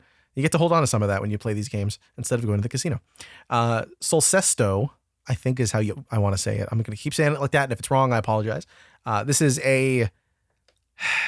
it's such a weird game, but I think it is such a good distillation of the roguelike concept. So basically, this is a dungeon crawler that's presented to you in a grid, a 4x4 grid, where you, as the player, are trying to kill enough enemies or perform enough actions on the floor to advance to the next floor and keep going deeper and deeper until you get to the end. And the way that you attack is you click on a row, any of the 4 rows, and your character will randomly warp to wherever that is based on a percentage chance of it happening. Now that sounds, to me, horrendous. Like, on the surface, the idea of a game where you have no control over anything and you're just hoping things go your way sounds brutal. And yet, it works so well. So this game, Cesto, I think it's just one developer, or it might be 2. Regardless, very small team. It's like $10 Canadian on Steam, so it's on sale right now, 30% off. And it will be by the time this episode goes out, which is great. Actually, it's 3 people, it looks like, from Steam. The art style for it is like, I don't really have a touch point for it other than it kind of looks like the opening to Monty Python's The Holy Grail. Like almost, it's like 25% of the way there. That's the closest comparison I could make. It's like scratchy and it's got like limited animation. But basically, yeah, it's a roguelike where, again, you're descending through this dungeon. You get items that give you different resources. The way that you get like passive abilities are there's teeth in statues that you find on the way down, and they go into your mouth on the HUD of the screen and give you different abilities and stuff. So there's like synergies you can have that work together on this grid. And some of them are enemies that deal strength damage, and some of them are enemies that deal magic damage. And then some of the blocks will be like a chest or a trap or a strawberry, which is your health for some reason. And you're just clicking through it, and you have a series of characters that have different abilities, and you're the goal of the game. And the reason I think it's a good distillation of a roguelike is like roguelikes like Balatro or like Enter the Gungeon or Binding of Isaac or whatever are basically you looking for stuff to stack the deck in your favor. You're looking for items to cheat the random number generator so that it goes in your favor and you have a better chance of winning. Some of them require, more dexterous abilities. You need to be able to dodge out of the way or aim. This one removes all of that. Same with Balatro. Like literally Balatro's joy is stacking the deck, right? Really, the real joy is watching the numbers go up, but the mechanical fun of it is stacking the deck in your favor. And here, in Cesto, the way that you click on things is like when you hover over the row, it shows you the percentage chance of each thing happening. So those teeth that I mentioned that you get from the statues, some of them will be like plus 15% attraction to chests, which is a very funny line of text. And then the negative part of that will be like minus 20% chance of hitting a strength enemy. And you can build strategies around maximizing the chance of hitting things that will help you and avoiding things that you don't have a good amount of damage to hurt. Like the more strength you have, the better you are at fighting strength enemies. Same with magic to magic enemies. And it's just, it's like if you boiled down those games to purely numbers and then gave them this really cool art style and re-represented that. I think they've done a really good job of paring that down and making something that's a surprisingly fun sort of like, I want to keep coming back to this as roguelike. It's not particularly deep. Like I don't find myself feeling like I want to play it for hours on end, but I do want to do a run or two, which are maybe like 5 to 10 minutes long. It's a good little Steam Deck game or like something you want to fire up when you're on your lunch break or whatever. I kind of can't recommend it enough because it's not overbearing and it doesn't make you want to play it forever. But when you play it, you're like, I'm having a good time. And then you're done. You're like, okay, that was enough of that. Also, there are passive upgrades that you can get. You select like a series of characters on the main screen, one of them being the peasant that you start out as, who doesn't have good stats, and you get a soldier and other people who have different special abilities. You get the special abilities by killing a certain number of enemies, and then you can, like the first one, I think the soldier, instead of clicking on a row, you can click on a column and move along that with a percentage chance. So like there's a little bit of strategy there and what you leave remaining in a column before you get the ability and all that. But it's all, again, it's super simple. And the way that you get passive upgrades is every couple floors, there's like random rooms that you can find, like an upgrade room that gives you more strength or magic, or a different room that gives you more Like there's a pool that has items in it that'll give you different passive upgrades. But then the way that you upgrade stuff externally is there's a well with a pot that you can put gold into because you get gold from the chests that are on the screen, and you can upgrade stuff that way. It's very straightforward. If you've played one of these games, you will not feel out of place playing Cesto, but like it's one of those where you got to look at it. You got to play it a little bit. I don't know if there's a demo. I don't think there is. It's an early access, so they're definitely still adding stuff to it. But I played the demo for this at the last Next Fest, which is starting soon. Next Fest for June of this year starts on the 9th. So get excited for that. Lots of really good demos that I've seen so far. But yeah, this was one of them from the last one, and I'm glad that it's out now. I'm excited to play more of it and see how they change things up. I think this is a really good idea that's being executed really well, and I love how it looks. I really do like the art style. So I just wanted to shout that game out. I think it's awesome, and I think this team has done really well. It's got 774 reviews so far, overwhelmingly positive. So good for them, and I hope they continue to see success and we see more cool stuff coming to whatever this ends up looking like at 1.0. Probably the same, but with more stuff. Yeah, this game is gorgeous. It kind of reminds me of like, it's got like a little bit of like Mobius in there, like a little bit of Monty Python and the big chunky UI, a little bit of like Pendleton Ward's kind of Adventure Time style, a little bit. Yeah. It's like it doesn't remind me of any of those things totally, but I feel like it has little glimpses of each of them. Sorry, I was just gonna say I like the presentation of it because it's like I kind of couldn't tell what kind of game this was until you explained it, which is I think that's a cool feeling. Is sometimes you look at a game and it's like you have instant genre recognition. Yeah, I could pick a game that will build a picture in your head and just say it and you'll be like, oh, it's this. But yeah, I was honestly a little weary talking about this because I'm like, I don't know how the fuck you explain this. It's kind of one of those games that I knew what it was before I played it, and then I was playing it and I was like, what the hell is going on? Like I click on a row and the character warped wherever, and I was like, no, I clicked on this one, go there. And then I realized, oh, it's percentage chance, and it just kind of goes wherever it feels like going. You're trying to minimize the chances of losing. But yeah, the visuals, I think the Monty Python thing I'm drawn to as a comparison, not just because the looks are like sort of there, like the muted colors and some of the effects, but there's moments where like big enemies will show up. Like there's a boss that you do at the end of the first set of dungeons. And it like takes over the screen and like starts hovering over the UI and sort of covers your health, so you don't know how many resources you have left and all that sort of stuff.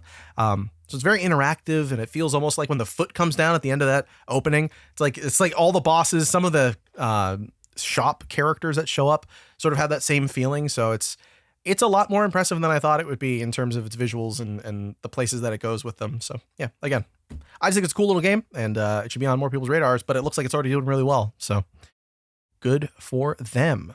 I think that's all the games that we had this week, unless, Jeremy, this is up to you. I'm letting you take the lead on this one. Do you want to do it, or we can move on? We got some good emails.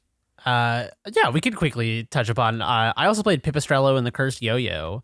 Yo-yo. Which is a very cool game. This is sort of like a puzzly action RPG, like top-down Metroidvania a little bit. Kind of a hybridization of a bunch of different genres. But this is it's like a top-down adventure game where you play as the sort of like spoiled nephew, I think, of like an energy magnate, essentially, like someone who runs like a factory that powers the whole city in this weird sort of like fantasy urban environment. And a bunch of people break in and sort of like try to steal the energy back and turn your aunt into a bat that also merges with your yo-yo. It's a weird intro, but that's why it's like, cursed. Yeah, it definitely is cursed in many ways. But this is, it reminds me a little bit of like Link to the Past, or sort of like the Game Boy Advance / Super Nintendo era of action RPGs. And it's cute. I haven't played a ton of it. I played the first couple hours, and I thought it was worth highlighting just because it's gorgeous, it's interesting, it plays really well, and it has a very unique set of skills, like Liam Neeson. I was saying that phrase. Can you kill people in this? Is that? Yeah. You can. Don't Google Liam Neeson black people. Don't do it. Yeah, black no. guy. Don't do it. Let's not go backwards to the fucking the race discussion of this episode. No. Spike Lee's Liam Neeson. You like learn yo-yo tricks, and so like when you hear a top-down adventure 2D action RPG, you're like, oh, surely you're swinging a sword and killing guys who walk towards you. And I think the yo-yo being introduced adds like a really interesting ripple onto this, where you can throw your yo-yo, and then you only have the string, which can't damage people, but it can stun them, and you have to go pick up the yo-yo. You can like do like a walk the dog charged attack, where your yo-yo is just like hanging out there and stuff. And all of these attacks double as puzzle-solving mechanics. So if there are like 45-degree angle corners, you can throw the yo-yo and it kind of like bounces around and does all these little moves and stuff. So the thing that impressed me the most about this game was the aesthetic. The pixel art is absolutely gorgeous, and the animation is like crazy. Everything is like bouncing and breathing and moving. And the way that all of the mechanics double as both combat mechanics and puzzle solving mechanics was very impressive to me. There will be situations where like your charge attack is introduced as an attack, but then you're thrust into a puzzle room shortly thereafter, and it never says this will be to attack and to solve puzzles, but it lets you fill that gap and be like, oh, I bet I could use this attack to solve puzzles, or something you learn to solve a puzzle, you're later like, oh, I bet I could use that as an attack in this weird situation. So yeah, it's doing a lot of sort of like multifaceted introduction of mechanics and letting you apply them to different situations. And I think it's worth shouting out. It's if you like good sprite art, if you like action RPGs, if you like quirky little indie games, check it out. Yeah, I played this at PAX East last year and had a chance to talk to the developers. Very nice people out of Brazil. I can't remember which city. It might be Sao Paulo. And they were just, very nice people. They, their previous game, Dodgeball Academia, I'm one of like 4 people, I think, who played that. Actually, I think that did pretty well. It did okay. But it was a really good game. I really enjoyed it. It's like a dodgeball strategy RPG kind of thing. It's really fun. But this was a totally huge departure. They're obviously big fans of Game Boy Advance, both games and the culture around it. I think when you leave the controller alone, it like spawns a Game Boy on the screen, like a 3D render of a legally distinct Game Boy, and the game screen is inside of the Game Boy thing. It's like cute. But yeah, overall, when I played the demo at PAX, I was like, this is really good. I like these yo-yo mechanics a lot. And I think like what you said, Jeremy, about the way that they intertwine it with puzzle solutions, like it's useful for combat and there's things you can do, but then outside of combat, you're like, oh, I could do this, interacts with the world in a lot of cool ways. The demo ended before the overworld section, though. I bought the game. I'm going to play it eventually because I was looking forward to it. But there's an overworld section that's like a city, right? What's the deal with that? Are you maneuvering through it to get to quests, or is it sort of a hub area? What's the deal there? Yeah, so the overworld has like enemies and threats. There's cars driving around that can hit you, and so it's not like it's not like a passive sort of like hub world. It is like its own environment. But basically you do the intro, and then the game is like, we have to hunt down these like 4 dudes who were in the intro as like the villains. And it gives you, I believe, 2 of them as options. And it says, I don't care what order you do them in, just like get it done. So I thought that was cool that it's hard, especially in a game that is sort of like Metroidvania adjacent, where it's like you need this mechanic to solve this puzzle to get past this puzzle. It's a bold design decision to give you that level of openness, because I was like, wow, it's impressive that they designed these 2 dungeons in a way that they can be done in either sequence, because in each of them you get like puzzle solving mechanics. Yeah. So it's basically just sort of like a mini open world that lets you access these other dungeons and stuff, but the dungeons themselves are integrated into the city. So like one of them is there's like a excavation site where they're building a skyscraper. And so you go over to the excavation site and have to get an ID to kind of like infiltrate as like a member of the construction crew to get into it. So yeah, it's cool. I like the way that they took sort of like fantasy. I like anything that takes fantasy or RPG tropes and transposes them into a different setting. Yeah, so having urban, like especially, it's like Earthbound. They did it. Yeah, totally. Yeah, having like it's like a dungeon, but it's like an unfinished skyscraper where you're jumping between the beams that are hanging off. It's like, I don't know, something kind of like Buster Keaton. Yeah, Charlie or it captures that like childhood, like in the same way that, maybe this is a little depressing, I don't know, but in the same way that who's one of the most prolific game developers of all time, Shigeru Miyamoto, like traveling through the woods, and that's how he came up with Zelda. For our generation, it's like, yeah, I went to an abandoned building and got, I needed to get a tetanus shot after, and then I came up with this new game. Yeah, very true. Yeah, I think imbuing the ordinary world with a sense of wonder like that is is a cool aesthetic decision here. So having like a fantastical world about like, you know, the power company, like it's silly, but they do it in a way where it's like over the top and interesting. But yeah, it's a really cool game. I think it's beautiful. It plays really well, and it's fun and interesting. Nice. There you go. Pipistrello and the Cursed Yoyo, developed by Pocket Trap. Pipistrel, by the way, is a kind of bat, which is what you're playing as in the game. Oh shit! Okay, playing as a bat. You can buy it now on I think every major console and Steam. Major consoles, including, of course, the Xbox, PlayStation, and Nintendo Switch. You can't buy it for the Ouya. Sorry, Ouya fans. I know there's 3 of you out there somewhere, I'm sure. Whole YouTube channel dedicated to playing all the games on the still working Ouya. Wait, the Pipistrel is so cute. I just Googled it. Yeah, right? It's adorable. It's so fucking cute. I want to feed it a guava. It looks like it would really like guava. It has tiny little eyes. It's so sweet. Yeah, it kind of looks like me. This is your bat soda. Yeah, I can echolocate. I could do it. Yeah. Okay, I think those are all the games this week. Unless anyone has some secret pocket games they want to pull out. No? All right, then we have some emails to answer. Frank, you've done the good work of collating some great ones here, it looks like.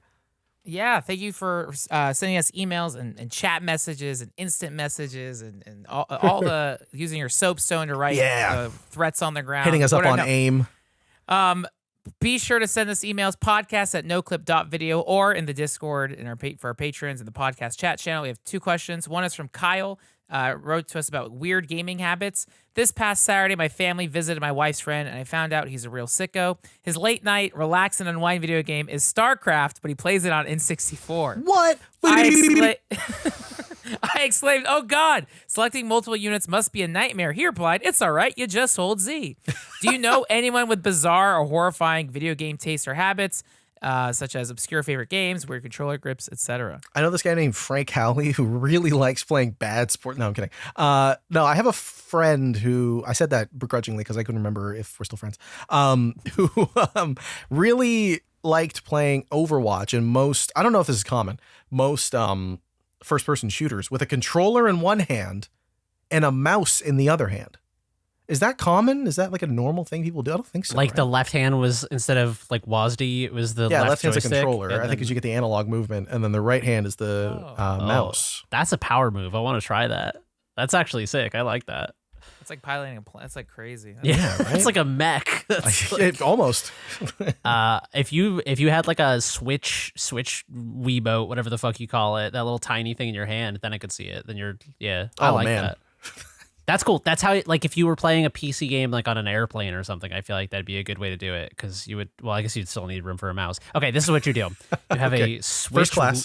First class, $10,000 flight to Japan.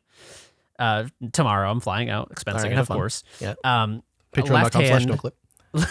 Left hand Switch Wiimote. It's not called a Wiimote, but I don't know what it's called. Right hand trackball mouse with the ball on top. Then you can just put the screen on the tray table in front of you. First class, but no, so the way that you're cooking is you're inventing what they've already invented with the Nintendo Switch 2. The Joy-Con, whatever they're called now, have they're mice now. Does it? I avoided everything about the Switch 2 because I don't have any money for it. So I was like, why would I even? If it's cool, I'm going to be pissed. Yeah, exactly. I didn't want to know if it was cool. I just wanted to. I was like, yeah, that probably sucks. I won't look into it to disprove that. Frank, you got any? I know you have a buddy who owns 1 million copies of Sneak King. Oh, that's yeah, about it. Leroy owns all the Sneak Kings. I don't know. I was trying to think. Like, my own thing is, if a game has the option, I'll play it in Japanese. But like, I have friends who are like platinum. That's trophy. not that weird. Japanese people do that too. No, I know. But it's like I'll go out of my way to make. Yeah. I don't know. Like, I have a lot of friends who are achievement hunters. Like my friend Dr. Ryan will like. I feel like this ruins the game, but like we'll like look at it, and I kind of do it too. But for every game, look at a complete like achievement walkthrough and specifically play the game in that way. And I feel like that takes away the like discovery and joy. I like having a few achievement goals in mind, but to like if you're playing Persona, like you have to do this thing on this day, otherwise you're gonna mess up your platinum. It's like that sucks. Like that's not fun. That's miserable. I don't know, but some people like it, so I don't know. Yeah. I had a friend in high school who did every quest in World of Warcraft. There was an achievement. It's called like the Lore Master. So I think it took him years, but he did every single quest. And it's like, that sucks. That's tedious. Yeah, it's brutal. That actually sucks. Speaking of trackball mouses, I used to play everything with the trackball mouse. I got a ton of shit for it at the GameSpot office because we would play Counter-Strike after work or sometimes during work. And I brought my trackball mouse to work to play with it because I could only play FPS with it. I have been on a Jane, normal... can you turn that thing down, man? Jesus, it's I've so been loud. on a normal mouse for many years now. Although I think I feel like there were pros who played FPS with a trackball mouse at some point, and it like came back into fashion. And so all of you who laughed at me, fuck you. I was right. Go to hell. Go to hell. I was ahead of the curve, you and I'll fucking see you losers. there with my trackball mouse. They'll never take it away from me. Yeah. The only other one I can think of is my buddy growing up. He was really into Age of Empires 2. We would have LAN parties all the time. It was a blast. I was very bad at it. But the way that he would play, and this pissed me off every time, is he would silo himself into his own room and play with the speakers at max volume. He would be awesome. like separate, but like full volume. This is a game he's played for thousands of hours. And he's like, you know what I need? I need the Wololo to be incredibly loud. I need it to thump into my chest or I'm not playing it properly. It was That's such so an odd bizarre. game Every for time he that. did it. I think it was this distraction tactic. I think he was trying to distract us with the loud music so we couldn't pay attention to him building a bunch of elephants to stomp our asses. But you could hear the elephant noises like through the fucking wall. You're right. We were too drunk to figure that. I mean, no, it was in high school. We were too Coca-Cola drunk to figure that out. Caffeinated, sugar high. Yeah. Yeah, that's a pretty weird one. Like full volume, like in his own room, like whatever. I don't know. Sorry, Danny. Not O'Dwyer. My other, the other Danny. There's more than one. All right, anyway, sorry. Next email, Frank. T Sandwich writes in and says, "Hey, Noclip gang. I liked what Jeremy said about being a tourist in games, trying stuff outside his usual taste just to experience it. I also dipped my toes into tons of different games. I had a stretch where I got into Phantasy Star Online and Ultimate Online Outlands. Loved both, even though I'm pretty bad at MMOs. Lately, thanks to Nakey Jakey, I've been hooked on CS2, which always felt way too intimidating as a noob. I never thought I'd actually play it, but there's something fun about diving into games way outside my comfort zone and trying to figure them out, even if I suck. Any games you guys tried out of pure curiosity that you ended up getting a lot out of?" That's a good question. I feel like most of the stuff I play out of curiosity, but I don't tend to get a lot out of them. Yeah, I don't know. I feel like I was pretty anti-MOBA for a while, and then I played like 1,000 hours of Dota 2. So I feel like that became my wheelhouse. But now I'm like, Dota is like cigarettes to me. It's like part of a past life that I'll never revisit now, Right. I guess for me, in the same vein, Street Fighter 6, I never really played fighting games. I couldn't understand what about that was fun. Like, you're going to learn the 6-frame animation. You need to press this button to counter. For every character, I'm good. And then I did it, and yeah, I don't. I understand it now. I see Evo clips, and I'm like, I get why that's hype. It's. I'm here for it. So that's definitely one for me. Frank, you have any deep cuts? I remember being like extremely dismissive and skeptical of World of Warcraft back in like 2004 or 2005 because like I think the only PC game I played was like Counter-Strike. My PC just wasn't good enough to run it, but everyone in my high school was playing it. Like even like it was, for whatever reason, it was like the water polo team, all like the swimmer, all those guys. Also, I don't know if weed was a factor, but everyone's like, yeah, man, after school we just play WoW. But I was like, okay, so I got it for Christmas. And then 10 years went by, and I played a lot. I don't know, but it was that. It was it eventually became the giant. I mean, I feel like especially in Orange County where Blizzard is, but it was such a cultural phenomenon. But like, yeah, the early days of WoW, feeling like this is some nerd crap. I don't care about like Lord of the Rings, and I just did not. This is like even before I even played Oblivion. Like, yeah, or like it was like December 2004, but it got me so hard, and then. God, that's all I did like in 10th and 11th grade. Hell yeah. Anyways, yeah. And then I feel like even during COVID, like trying Fortnite before it became the Funko Pop chaos, like to us, it was like a dumb kids game. And then we played it being like, oh, this is a dumb kids game. You got to try it. Like, it was like, this is so stupid. It's awesome. And then like, and then I grew out of it. I just played so much of it that I was like, I can't play this anymore. But even though everyone keeps saying it's even better and better, and gunplay is better and better. And once they switched like Unreal Engines, it looked way prettier. And then they added every anime character. But I just spent like way too many hours during COVID. I can't touch it. But yeah, I'm always, even like with NBA or like literally both games Battlefront, I'm always eager to try stuff. Cause it's just like, what is going to get me in that flow state? I don't care. Yeah. I'll do anything in life to get me in a flow state. You never know what your favorite game is going to be until you play it, right? So how many people are not playing 4X games without realizing they're like, oh, I would actually love to play Crusader Kings 3 and I don't know, like my good friend T-Pain and have a good time. Yeah, I think T-Pain. the appeal of trying out the like tourism mentality for playing games is that it's really just like a Trojan horse to be like, oh, I can try a game even if I don't think I'm gonna like it, and then if I bounce off it, it's like, cool, I had like a little tourism experience, and that's like the contextual like cognitive wrapper for trying it out that makes it positive. But then ideally it's like maybe you like buy a ticket to Indonesia and it's like your new favorite place. You know what I mean? Like you just like went there because you're like, I want to experience the world. Maybe like Phantasy Star Online is like your favorite game of all time. So yeah, I mean, I have found many games just with the tourist mentality and then been like, oh, this is actually sick.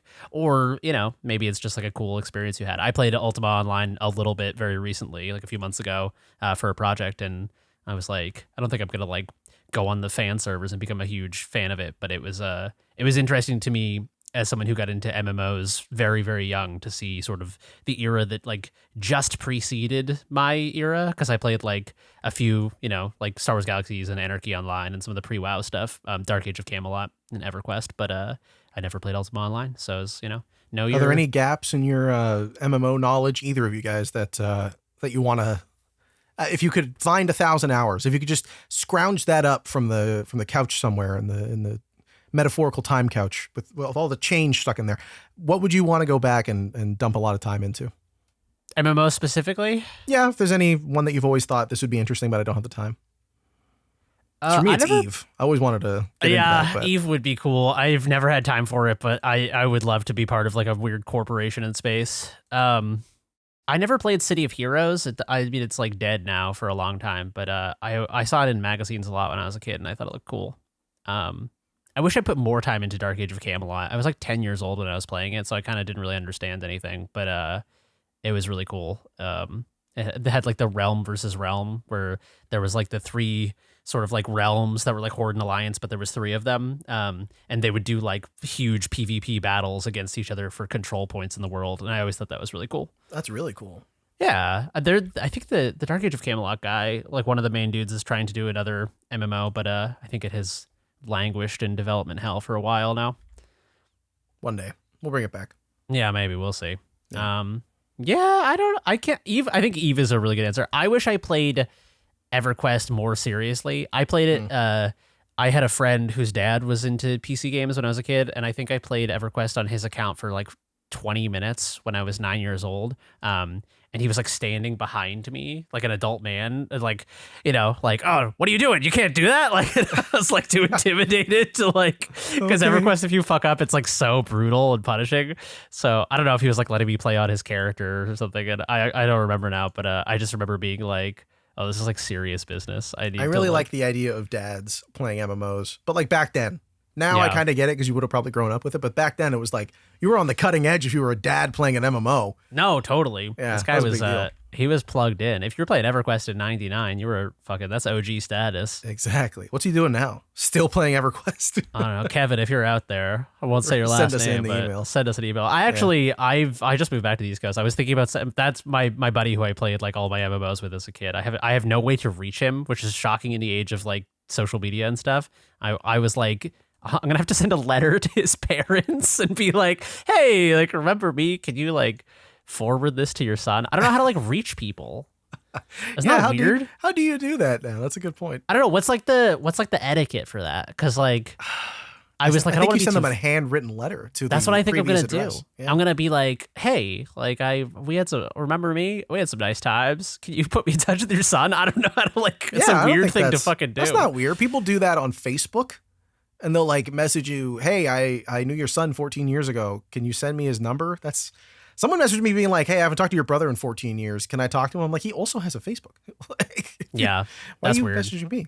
Facebook to me, when you hit someone up on Facebook after like 12 years, it's like, oh, I just got divorced. Do you want to hang out? Yeah, every time. And they're like, yeah, man, I've just been having a hard time. And you're like, here we go. Like, free therapy session. Let's go get some drinks. Yeah, exactly. But yeah, no, I feel like Facebook is for hitting people up after a long time. They need, how they have like a pre-made like greeting card for like, oh, I'm sorry that your like great aunt passed away, and it's like hyper specific. They need one that's like, hey, I was childhood friends with your son and I don't know how to reach him. Can you like you know what I mean? Like a Maxine cartoon. That sounds like a Facebook. They have those or not AI generated, but like automatically generated t-shirts that are like the 47-year-old fucking uncle who's really good at guitar. And yes, my son bought me this shirt. You should make a shirt that says that on it and send that to his parents. That's and he'll know. Be like, idea. it's from Jeremy. Right, They're going to be like, this guy is insane. He wants to talk to Kevin. Let's get him. Pretend we moved if he comes by and knocks on the door. Don't answer. Just keep bringing more shirts. Like, hey guys. Hey, please. I sent you. Yeah, you get a second T-shirt that says, "Hey, I sent you a T-shirt like a month ago, and you never got back to me. I just wanted to follow up." Sorry for the spam. Sorry. Yeah, just spamming, just spending thousands of dollars on T-shirts. Oh man. Well, there you go. Facebook brings us all together, like all good social media. That's it for emails, and that's it for I think the pod. We're coming up on the end of it here. It's another hour 40, give or take, episode. Sorry they're shorter. We're not playing all the hot new games, but like I said, we'll have some fun reporting coming up soon from the beach that Danny's on and other cool stuff. Frank, you're getting a Switch too, right? You said it's assuming no one robs it. No, yeah. I don't think it's going to be stolen. I just don't. Here's the other thing, too, with Target shipping, it says expected delivery Tuesday. God, that's like 4 days later. The Switch 2 will be so old by then. Who no one's even gonna care. just you know what? Just send it to me. Just forget about it. What's the point? That means there's a chance. Like by the time we record the next podcast, I still won't have it. But I just want to have it so I can get rid of the old Switch. Yeah. It's like, all right, let's just make sure I'm current. Yeah. Well, if you decide you don't want it, just let me know and I'll come steal it off your porch. Yeah. And then you could get a refund. Be there early. Yeah. So yeah, we'll have lots of new stuff to cover. Sorry, Frank, go ahead. I was gonna say I'll set Home Alone traps. I'll do a Joe Pesci accent as I get hit by like a big like Ewok log that comes down and hits me in the face. A paint bucket. It really sounds like it's like the day after tomorrow, like the scientists being like, wait a minute, the guy, like everyone's gonna be out of not everyone, but it's like their Switch 2's en route, but some are, I don't know. This feels like culture jamming by Nintendo. Yeah. It's like, don't go to a Games Fest, stay home, watch I don't know. Stay home, do some Switch chat with your camera. You got the camera, right? This is Joe Pesci at Nintendo. Oh yeah. This is also the first time I have not bought any accessories or like I got the Mario Kart bundle, but it's like I'm just gonna get the thing and figure out crap later. I don't care. Like I don't know. Well, we'll have reporting on the Switch 2 and stuff that we saw from maybe Switch 2 and stuff that they saw at Summer Games Fest. Danny and Frank, they're going there and checking out cool games.